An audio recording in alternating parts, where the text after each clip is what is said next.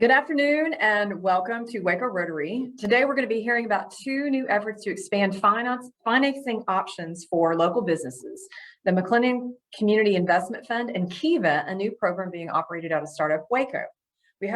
Before we do our program though, we're going to be engaging in our traditional things that we do to open our meetings just to get us in the spirit of Rotary. So we're going to hear a rendition of the national anthem. I'll say the pledge and we'll have an invocation. So we hope you enjoy this rendition of the national anthem.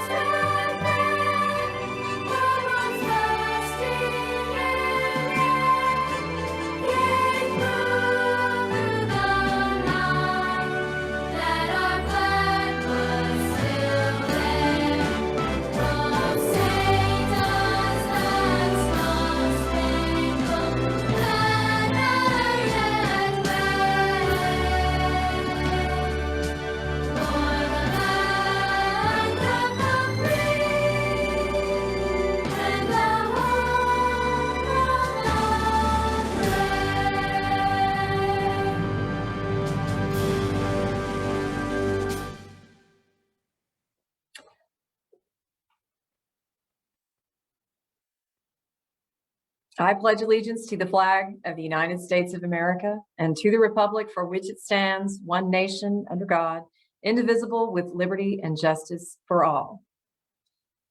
Will you bow your heads with me for the invocation?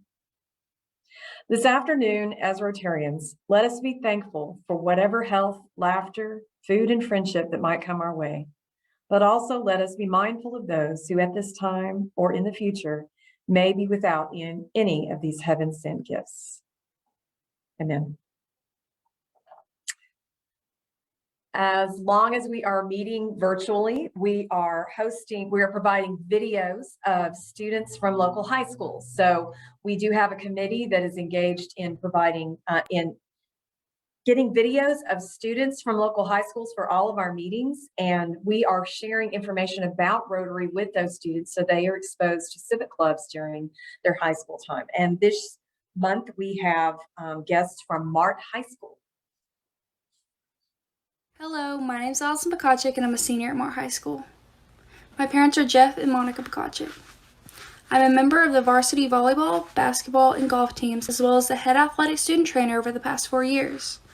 I'm also a member of the National Honor Society, Student Activities Government, Student Council, and Fellowship of Christian Athletes. Within the Central Texas community, I've dedicated over 500 hours of community service with over 30 different organizations. These organizations include the Heart of Texas Autism Network, Heart of Texas Fair and Rodeo, and No Limitations, as well as many more. With the Heart of Texas Fair and Rodeo, I am a third-year sweetheart and runner-up Miss Heart of Texas. Upon graduation, I plan to attend Baylor University as an honors program student where I will be double majoring in business and psychology. Following this, I hope to pursue a master's in business administration or a law degree. Thank you.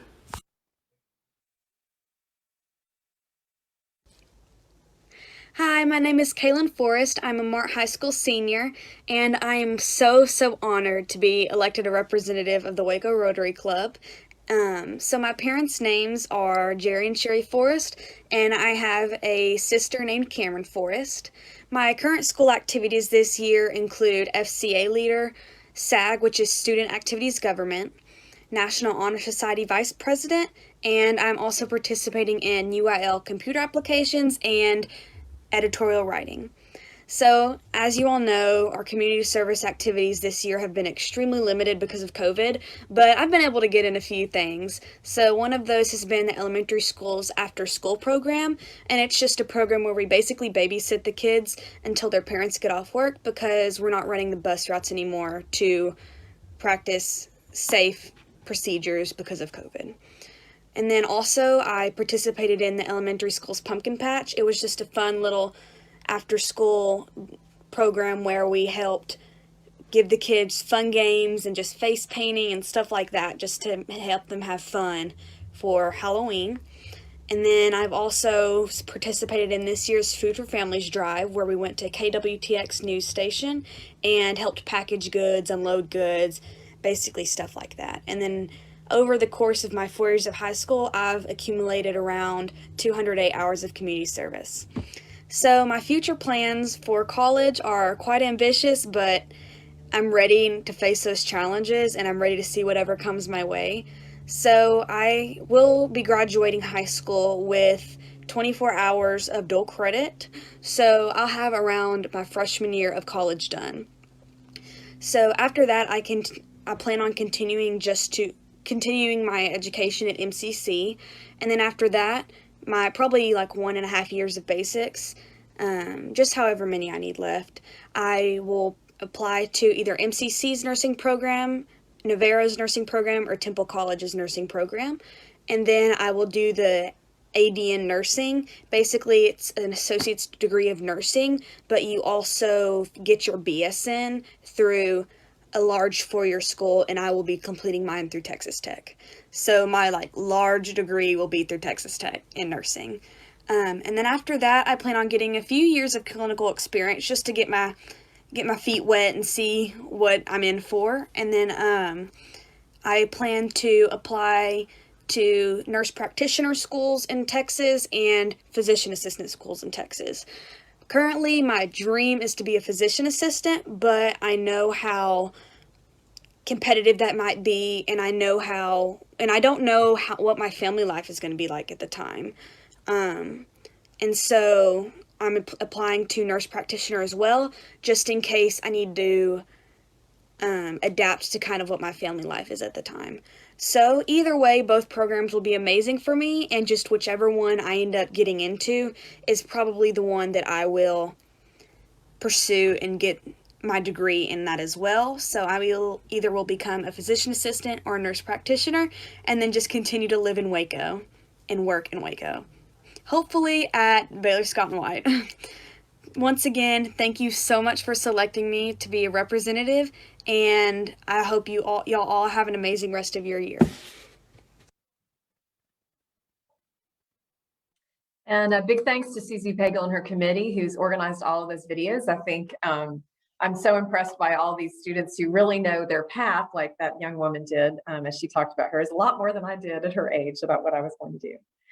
Now we're on to our program. I'm going to introduce our chair of the day, Mark Reynolds. Many of us are familiar with Mark. He's been in Rotary for a long time. He's been with Extra Bank since 1997. Has been served as North Region President since 2006. He's currently involved in a number of organizations, but I know Mark primarily from our time working at the Chamber of Commerce. When he was in the leadership at the Chamber of Commerce and the chair of the board there, I was on the board and worked with him then as a collaborative partner and just as someone interested in the community. And then I've known Mark most recently as with his leadership on the Startup Waco board. He's been a board member and a supporter of that organization for the past several years, conducted a lot of the initial fundraising for it, and a lot of the success of that organization is due to Mark's leadership. So I'm very pleased and proud that he's a member of Rotary and that he's going to serve as chair of the day and introduce our speakers. I'll turn it over to you, Mark. Thank you, Ashley. Well, I know that as Rotarians, we all are going to miss Dan Ingham's news updates and jokes, but I instead plan to focus on the subject at hand today. Got two really great speakers that I'm really proud to be able to introduce. The first is Jane Allen. Jane is a lifelong resident of Waco. She had about a 23-year career in banking, started while she was at Baylor with First National Bank of Waco, and then finished her career as the founding president of Lorena State Bank when that charter was started back in 1985. And so I think it's safe to say Jane is a pioneer as a female executive of a bank. And so after that stint, she spent 20 years as manager of training and staff development at the Texas Farm Bureau. She retired about 13 years ago. But what was interesting on that is that during her tenure there, the Farm Bureau grew to have over 800 agents across the state.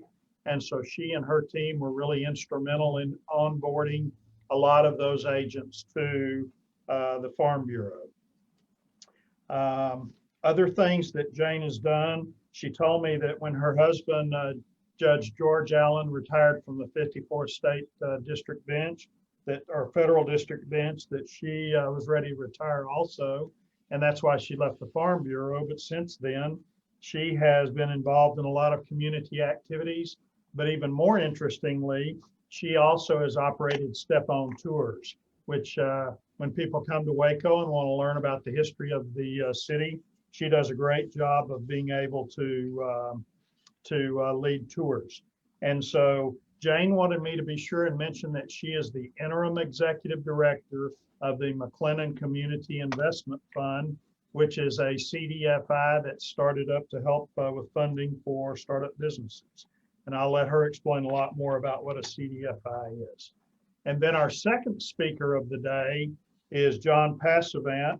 John is the CEO of Startup Waco, someone that Ashley and I were really excited to bring on board in late 2019. And so John had the pleasure of showing up not too long before COVID really kind of put us all in this strange work environment. But John is a native of Pennsylvania, attended or graduated with a communication degree from Grove City College. He then had an interesting left turn in his career. All through college, he worked construction, and he grew up on a farm. And so he really has some great roots, and someone that is a very humble guy that I've enjoyed getting to know. But then he moved to New York City and worked as a ambassador for several fashion lines, and developed a global marketing career.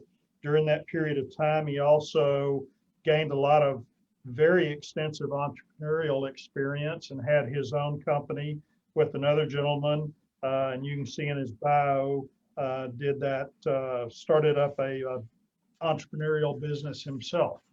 And so he can speak firsthand from that. He also has this great benefit in that his brother is head of innovation for PNC Bank, which is a large bank up in Pittsburgh. And they have labs that include financial tech operations and startup businesses. So he has a great network of being able to rely on those sources also.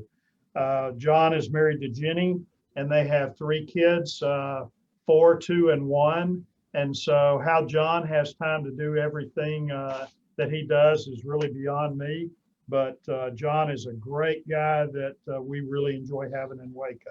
So with that introduction, I'm going to turn the floor over to Jane and let Jane tell us about McLennan Community Investment Fund.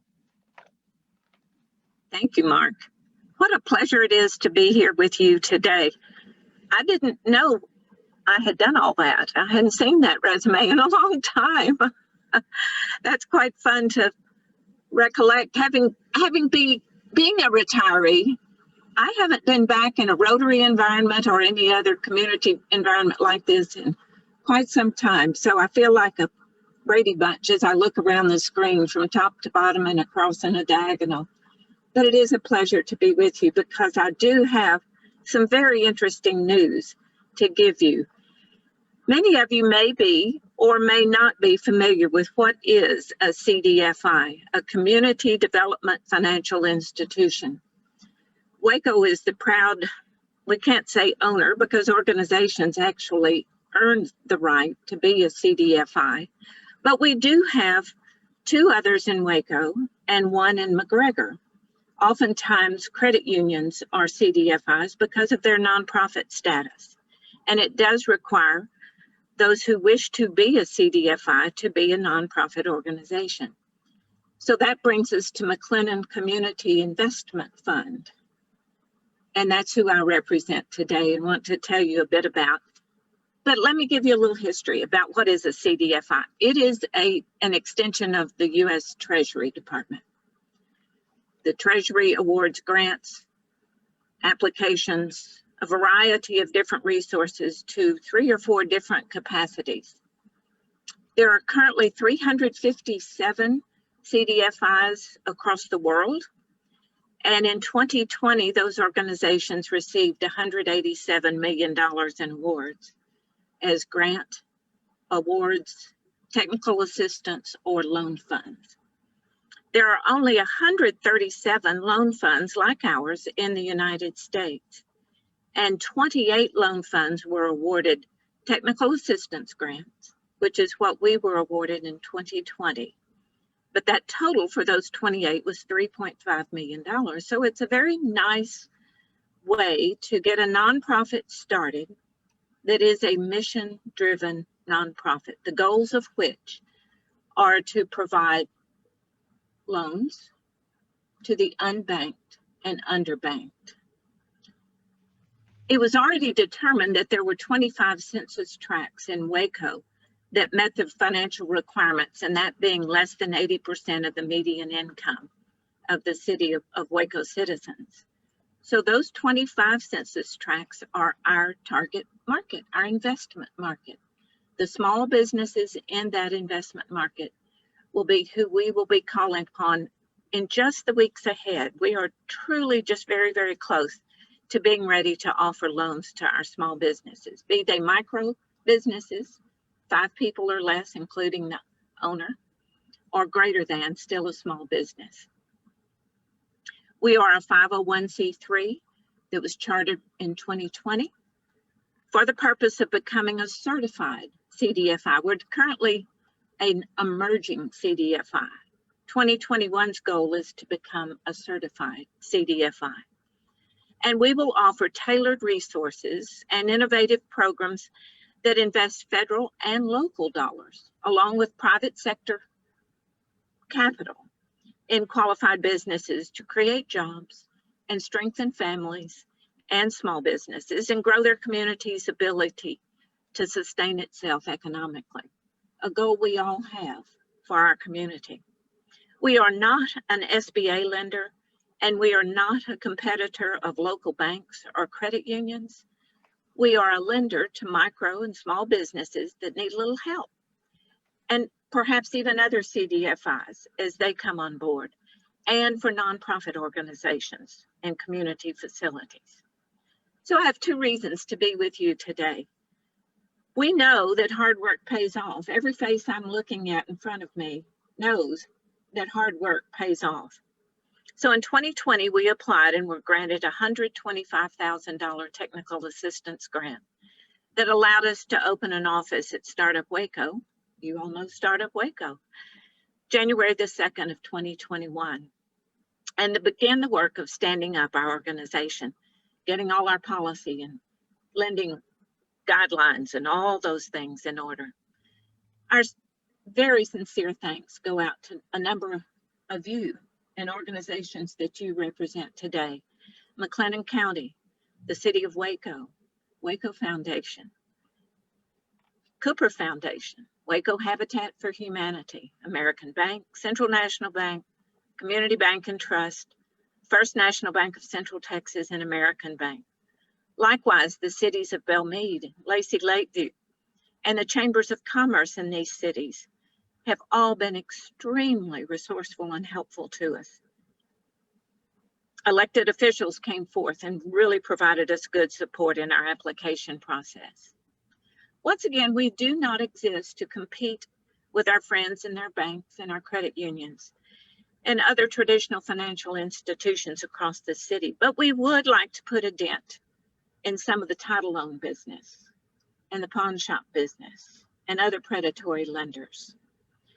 We are missioned to serve the underserved, the unbanked, maybe even the unbankable at some point in their past or their current life, but those without business keeping knowledge or skills, those who are not eligible for traditional banking lending services. So in the spirit of collaboration, we look to our traditional lending friends and to you, our friends in the city, as our support and referral group.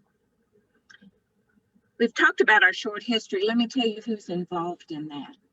Tom Chase had the desire to establish a CDFI with knowing what it would do for our community in many, many different ways. Retired Justice Bill Vance offered his expertise and nearly single-handedly began the research and application process to accomplish the goal of becoming an emerging CDFI.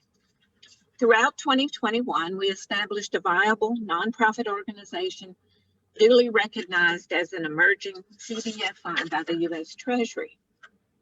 We created a board of directors to include Tom Chase and Bill Vance, myself at the time, Alfred Solano, and Andrea Bearfield. We have an advisory board, which includes John Alexander from Habitat for Humanity, former City Councilman John Kennard at Community Bank and Trust, Keisha Miller, co-owner with her husband Rocky of Prosperity Tax Service, Prosperity Travel Group, East Waco Empowerment Project, and their newest business is Slow Burn Mobile Cigar Lounge. Chris Gonzalez, a former banker, and he's owner of Ralph Gracie Jiu-Jitsu, and Joe Welter, chair of Community Race Relations Coalition. Those folks serve on our advisory board. Together with these team members, led by our fearless President, Bill Vance, we've made great progress in applying for and being approved, building, fundraising, writing, and getting ready to begin to make loans to our fellow citizens living in the specified census tracts in McLennan County. Those were specified by CDFI at the national level. We've talked about those census tracts and who they represent. In those census tracts are 9,000 small businesses with fewer than 50 employees. And that's only in a portion of the city. That figure is according to a source called Data Axle. So we know it sounds really risky to consider and make loans to those not eligible for traditional bank loans, but we must take that chance with these small business owners, and we must give them an opportunity to buy new equipment, to borrow a little capital, to make improvements to their place of business, or even buy that location. We'll do so very deliberately and with the best intentions of making a real bankable customer out of one that is currently not bankable. In collaboration with McLennan Small Business Development Center at MCC, we'll work hard to develop and train these business owners so they'll know how to keep their business records accurately, regularly, and their bank account balanced. They'll know when it's time to buy insurance. They'll know when it's time to hire an accountant or a lawyer. They'll learn how to price their goods and services. All the facets of being a good business person. We want them to grow and be successful, thriving members, cooperative members of our community. So why am I talking to you? This year, we will make application to CDFI for a grant to further invest in our loan fund. The grant monies provided by CDFI are administered through the U.S. Treasury. A significant requirement of that grant approval is for McSIF, that's our nickname, McLennan Community Investment Fund, for McSIF to provide matching monies, dollar for dollar, that is granted to us. So if we apply for a $400,000 grant, we must raise that same amount of money through grants and donations. So now you know why I'm in front of you. You're probably not a potential client for McSIF. You're welcome to be one. We will not exclude you from our circle of friendship, but you might not like our interest rates. You might not need to go through SBCD at MCC, but you are welcome to come and visit with us and learn more about how we do what we do. And you are eligible as long as you live or work in one of the census tracts. You and the businesses you represent can be part of our collaborative team in several ways. Perhaps you know a small business owner who needs a leg up, who needs our assistance in growing their knowledge and business skills, and they need a loan for a business-related expense. And remember those local dollars and private sector capital I spoke of? That could be you. We welcome your tax-deductible donations in any amount, and we promise we'll spend your donated dollars in a wise and purposeful manner. I encourage you to contact Bill Vance or Tom Chase for more information about that opportunity.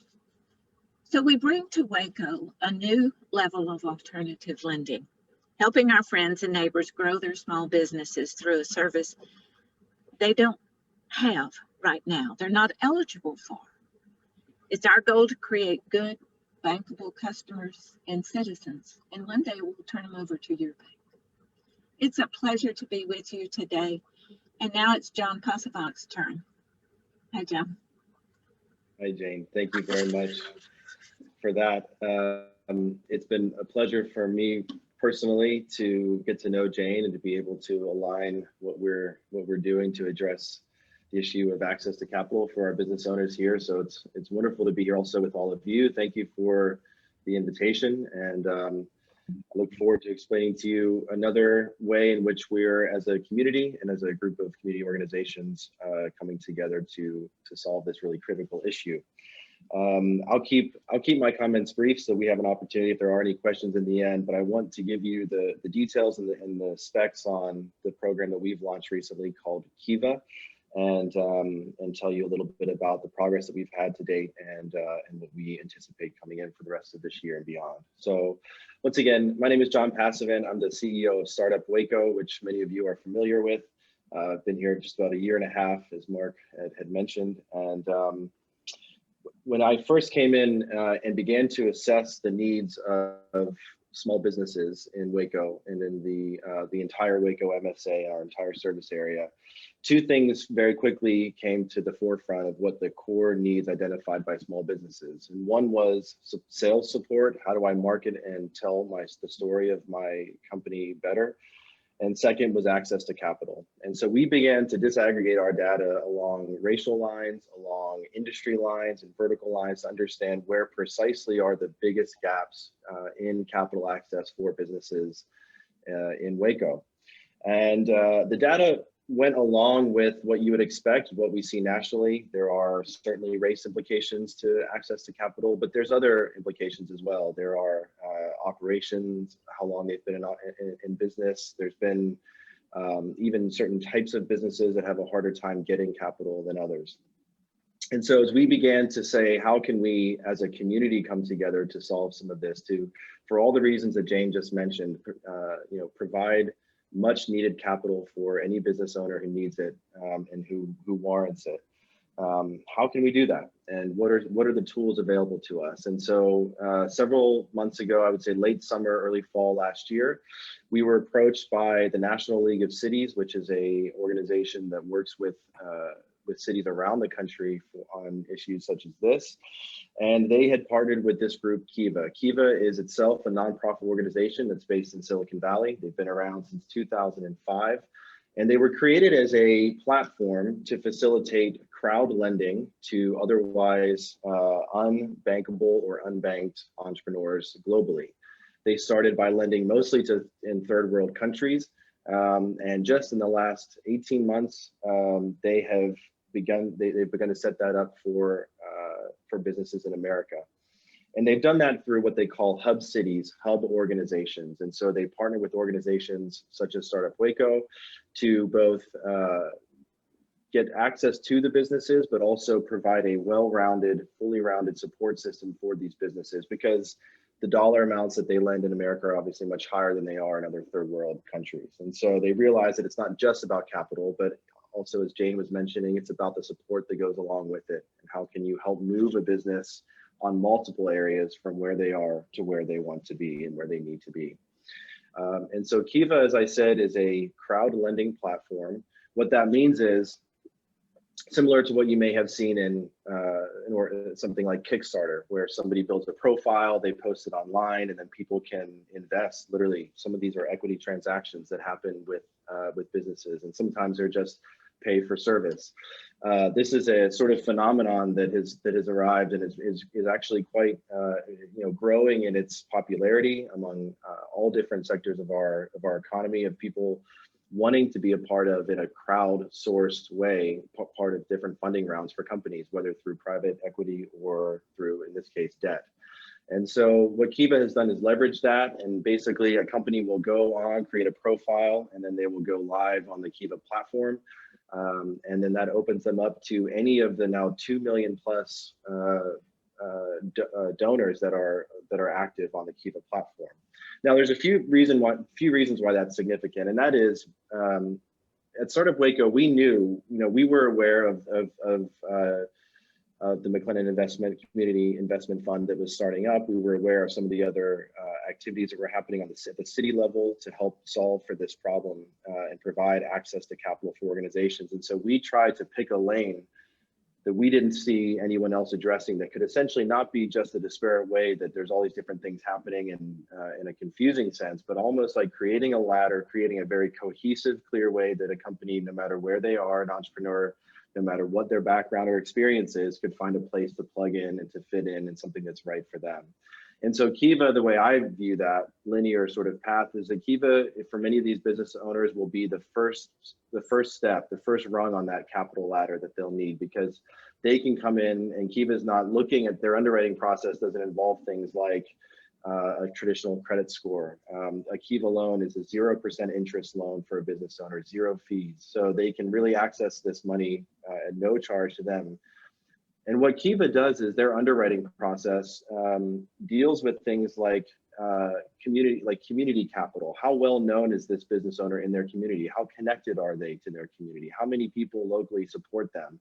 Many of these business owners don't have the traditional things that are required for a normal loan. They don't have great credit. They maybe have something in their past that is preventing them from being able to access capital when they need it. Kiva takes those things somewhat into consideration, but they look at other factors such as community involvement. Their underwriting process deals with the amount of time, some traditional things like the time of operation that the business has been in, but also a debt to income ratio is considered. But they even do things like they create an exclusion score. They basically, through a list of questions and looking at the background of the individual, they score them on how likely they are to be excluded from the traditional capital markets. And they also create an impact score. If an entrepreneur such as this, they say, were to get this loan, how would that impact their community? And obviously all these things weigh in, that whenever an application is processed through Kiva, they come up with an amount that they believe is both feasible and it's not burdensome and onerous for the business owner, but it's something that can be repaid, that can serve their needs. And then that application goes live on the entire platform. And it seems to be working. They've, since 2005, since they've launched, they've administered over 1.5 million loans. They've distributed over $1.3 billion in capital to entrepreneurs, and they have a global repayment rate of 95.8%. In the US, since they started hubs here, that repayment rate is over 98%. And so you're seeing that these entrepreneurs are actually receiving capital when they need it, in the amounts that they need, and able to repay it according to the schedule. So this is where we came in. What Kiva does not have is access to these entrepreneurs, and they don't have the relationships. And so that's where Startup Waco came in. We partnered with Kiva to launch the platform here and create a hub organization right here for entrepreneurs to be able to come in and very quickly with a direct line through Kiva be able to access these loans. We are the first hub city in Texas. We won't be for long. Austin and Dallas and others are being stood up.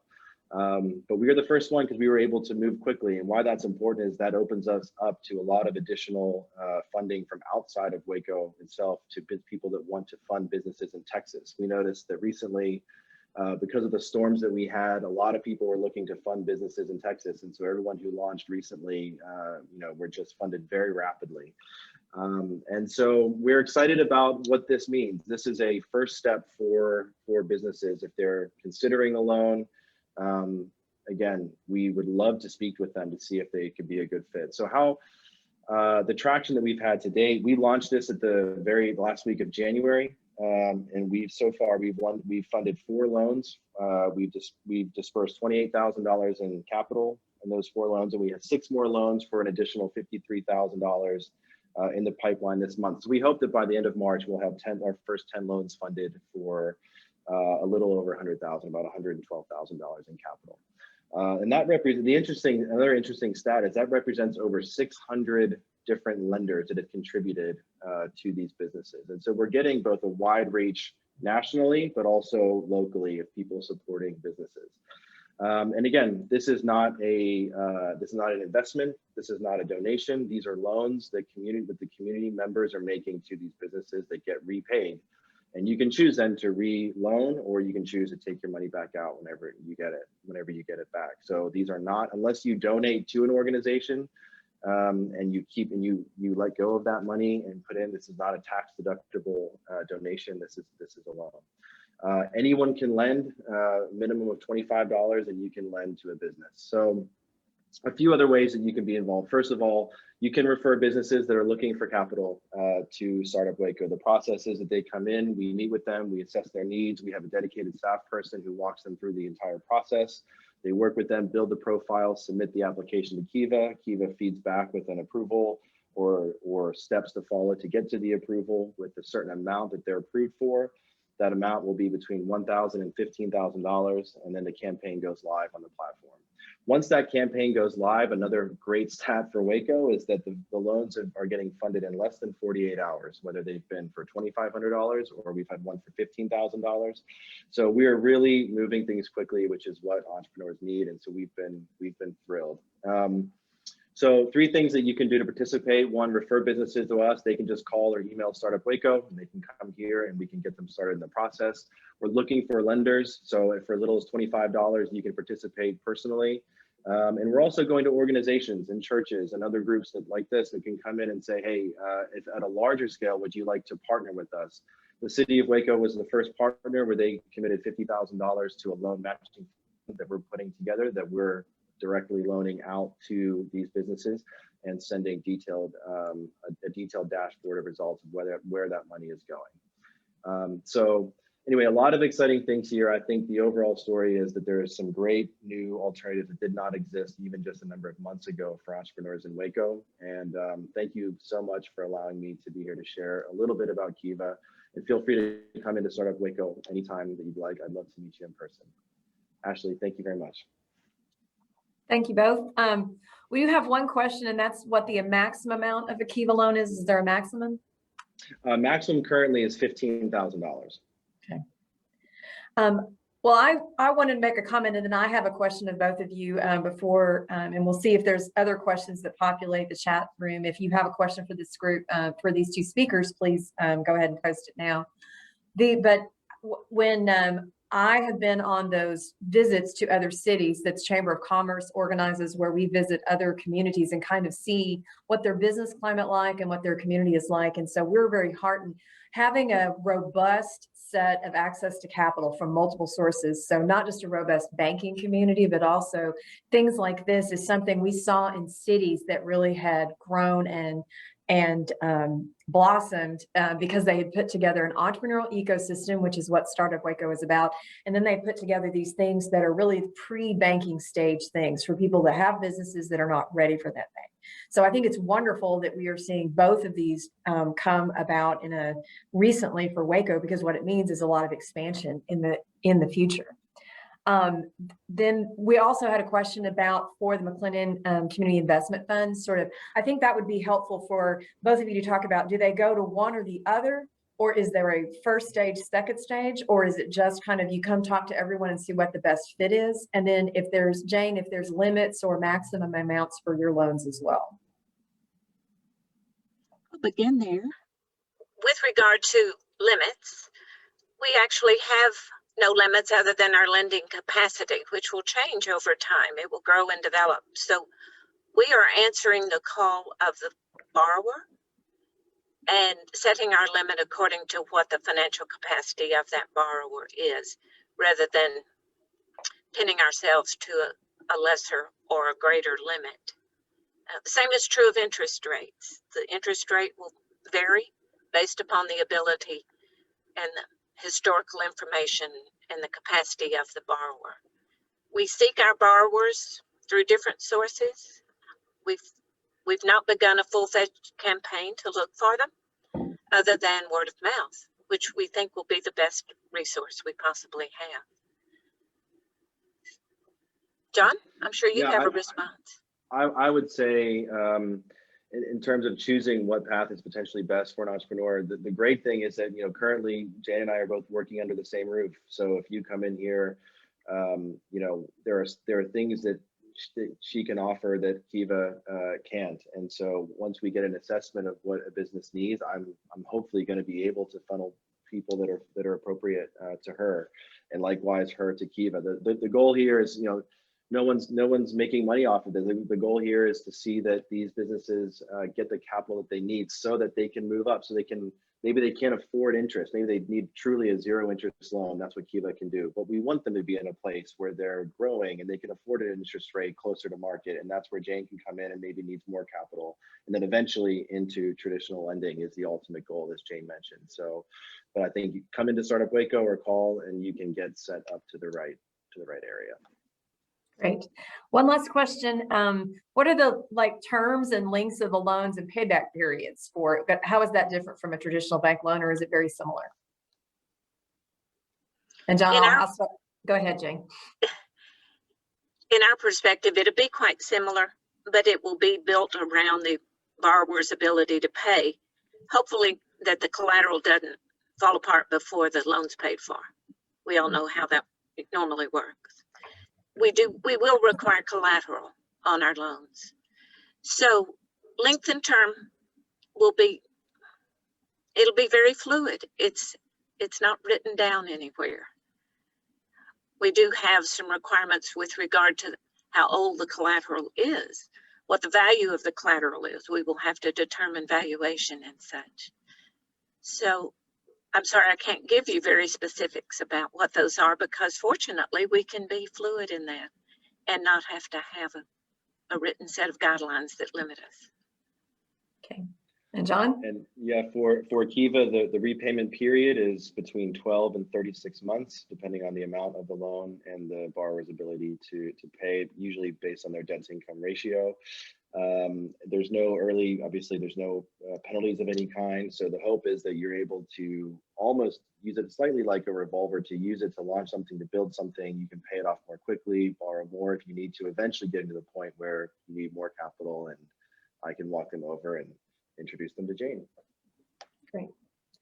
Well, it's really great to hear about both of these programs today. So thank you both for giving us such clear explanations of what's going on. And for those of us who are watching, we hope that you learned a lot about this, and maybe you know of people who are good for referrals or would be interested in as investors or supporting these programs. So we just encourage you to know more about them and to share the link on Facebook when it's posted. So thanks to you both for joining us today, and we appreciate you. Thank you.